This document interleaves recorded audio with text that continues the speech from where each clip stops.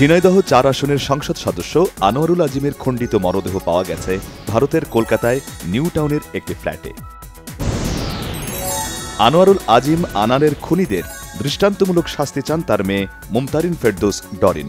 প্রধানমন্ত্রী শেখ হাসিনার সাহায্য কামনা। পরিকল্পিতভাবে হত্যা করা হয়েছে সংসদ সদস্য আনোয়ারুল আজিমকে। ঘটনার সাথে জড়িত বাংলাদেশের লোকজন, জানালেন স্বরাষ্ট্রমন্ত্রী আসাদুজ্জামান খান। সংসদ সদস্য আনোয়ারুল আজিম হত্যাকাণ্ডের বিষয়ে বাংলাদেশ ভারত দুই দেশের কোনো বিষয় নয়, মন্তব্য পররাষ্ট্রমন্ত্রী ড হাসান মাহমুদের। আনোয়ারুল আজিম নিখোঁজ হলেও বাংলাদেশ সরকার ও বন্ধুরাষ্ট্র কেউই খুঁজে বের করতে পারেনি, বিএনপি মহাসচিব মির্জা ফখরুল ইসলাম আলমগীরের মন্তব্য। যারা নেতানিয়াহুর গণহত্যাকে অস্বীকার করে তারা কার বিরুদ্ধে নিষেধাজ্ঞা দিল তাতে বাংলাদেশের কিছু যায় আসে না, বললেন আওয়ামী লীগের সাধারণ সম্পাদক ওবায়দুল কাদের। ওয়ার্কার্স পার্টির সভাপতি রাশেদ খান মেনন বলেছেন, ব্যাংক থেকে হাজার হাজার কোটি টাকা লোপাট হলেও ব্যবস্থা নেওয়া হয়নি।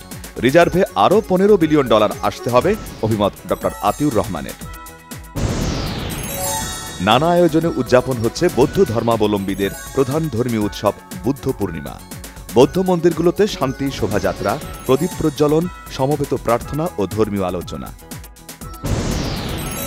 শুধু নিজে বা পরিবারকে নিয়ে ভালো থাকার চিন্তা না করে দেশ ও জনগণের কল্যাণে কাজ করতে বৌদ্ধ সম্প্রদায়ের প্রতি আহ্বান জানিয়েছেন রাষ্ট্রপতি মোহাম্মদ শাহাবুদ্দিন।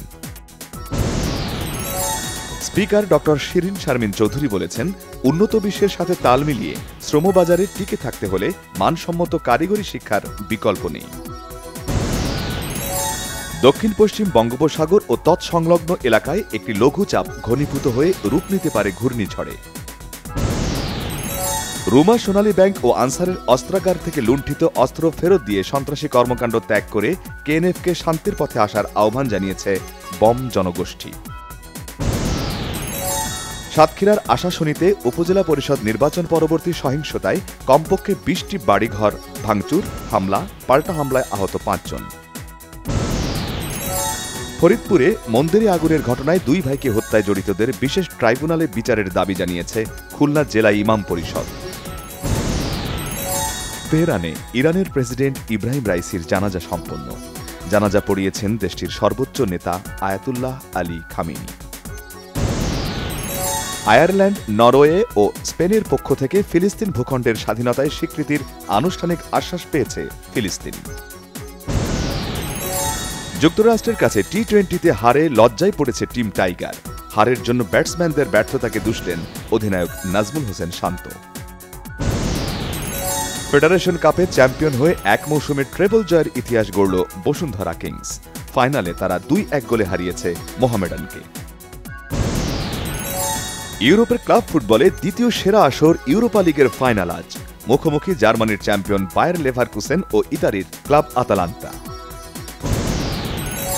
রঙ্গিলা কিতাব সিরিজে শক্তি চরিত্রটি নিজের ভালোবাসার চরিত্র হয়ে উঠেছে বলে জানিয়েছেন নায়িকা পরিমণি। তার আশা এই সিরিজটি জনপ্রিয়তা পাবে।